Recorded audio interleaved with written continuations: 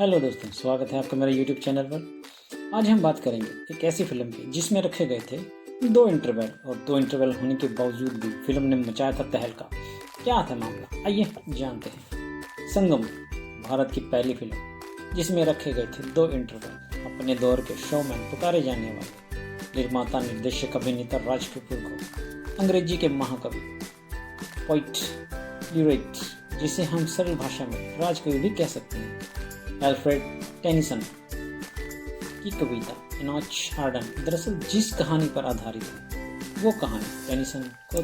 Thomas Wular ने सुनाई थी। तत्कालीन ब्रिटेन में कानून की एक विधि हुआ करती थी जिसके द्वारा यह प्रावधान था कि यदि कोई आदमी 7 साल तक गायब है या गुमशुदा हो गया है तो ऐसी स्थिति में उसे मृत मानकर उसकी पत्नी पति की दोबारा शादी हो सकती है और उसके वारिसों में उसकी संपत्ति का बंटवारा हो सकता है। राज कपूर द्वारा निर्देशित प्रथम फिल्म आपकी प्रचार पत्रिका में आने वाली दूसरी फिल्म घरौंदा का नाम दिया गया था और ये फिल्म उपरोक्त कविता पर आधारित थी जिसे राज कपूर, दिलीप कुमार और नरगिस के साथ बनाना चाहते थे, लेकिन आग सफल नहीं हुई, जिस कारण घरौंदा बनाने की जगह राज कपूर ने बरसात बना दी जो बहुत सफल फिल्म हुई। लेकिन इसी दौरान महबूब खान ने दिलीप कुमार, नरगिस और राज कपूर को लेकर अंदाज बना डाली, जिसकी सफलता ने राज कपूर में एक बार फिर से जोश भर दिया और उन्होंने घरौंदा को संगम के नाम से रंगीन फिल्म बनाने का ऐलान कर दिया। पहले दिलीप कुमार को रोल का प्रस्ताव दिया गया जिससे उन्होंने ठुकरा दिया, लेकिन उसी रोल को राजेंद्र कुमार ने स्वीकार कर लिया और इसके साथ ही यहाँ फिल्म की शूटिंग शुरू हो गई।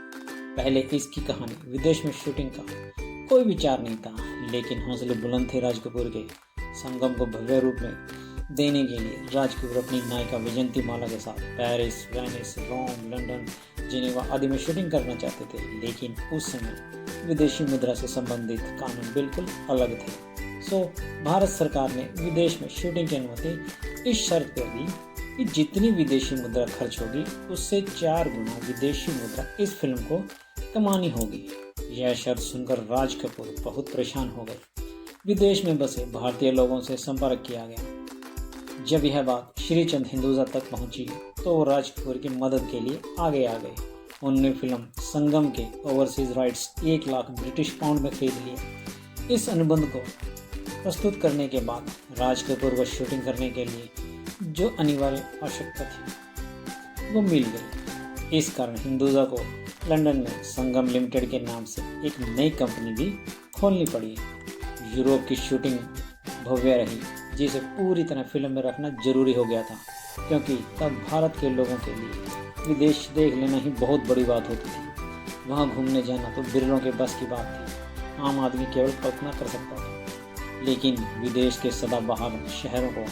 शूट करने के कारण फिल्म की लंबाई इतनी ज़्यादा हो गई थी कि संगम पहली फिल्म थी जिसमें 2 इंटरवल रखने पड़ गए। 26 जून 1964 को बम्बई में अप्सरा सिनेमा का उद्घाटन फिल्म संगम के प्रीमियम से ही हुआ था। 2 इंटरवल होने से इस फिल्म के सिर्फ 3 शो चलते थे, लेकिन इस दौरान भारत पाकिस्तान युद्ध शुरू हो गया जिसके कारण बम्बई में ब्लैकआउट होने लगा और संगम केवल 2 शो में दिखाई जाने लगी। इसके बावजूद संगम की सफलता कुछ ऐसी रही कि ये फिल्म 60 के दशक में फिल्म मुगल आजम के बाद सबसे ज़्यादा लाभ देने वाली फिल्म बन गई थी। विदेश में बसे भारत पाकिस्तान मूल के अप्रवासियों ने भी इस फिल्म का आनंद उठाकर इसका विदेशी मुद्रा में भी लाभ करवा दिया और हालात यहाँ तक पहुँच गए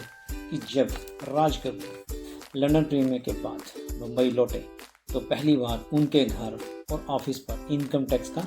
छापा पड़ा। इस छापे का लेखा जोखा हमारे पास नहीं है, क्योंकि किसको कितना, कहां से क्या मिला और क्या क्या मिला, इसके लिए तो बहुत शोध करनी पड़ेगी। बाद में राज कपूर ने संगम की 3500 फीट लंबाई काट कर सिंगल इंटरवल की बना दी और नया रूप भी रिलीज होने पर बहुत सफल रहा। फिल्म की शुरुआत में ही त्रिवेणी शॉट के बाद लंदन के बिग बेन, पेरिस शहर और आईफिल टावर, वेटिकन, रोम के, वेनिस के, स्विट्जरलैंड के आदि इत्यादि की झलक बहुत मनमोहिनी थी। हो सकता है कई वर्षों बाद टॉम हैंक्स और हेलन हंट द्वारा अभिनीत अमेरिकन फिल्म कास्ट कवि भी इसी कविता पर आधारित है। संगम के गानों का असर अभी भी बरकरार है और शायद आने वाले कई सालों तक संगीत प्रेमियों को अपने बचपन की या अपने बड़ों की याद दिलाता रहेगा कि हमारे पापा या पापा के पापा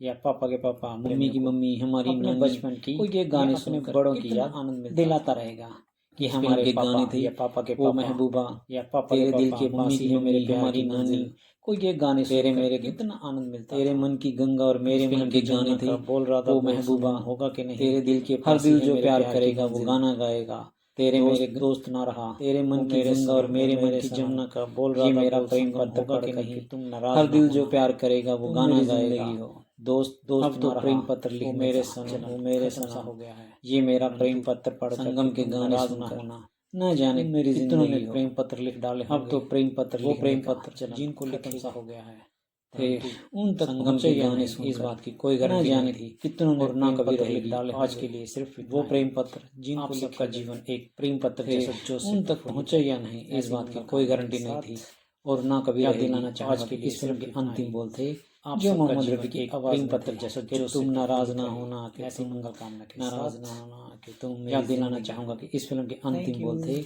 जो मोहम्मद रफी की आवाज में थे कि तुम नाराज ना होना कि तुम नाराज ना होना कि तुम मेरी जिंदगी हो। Thank you.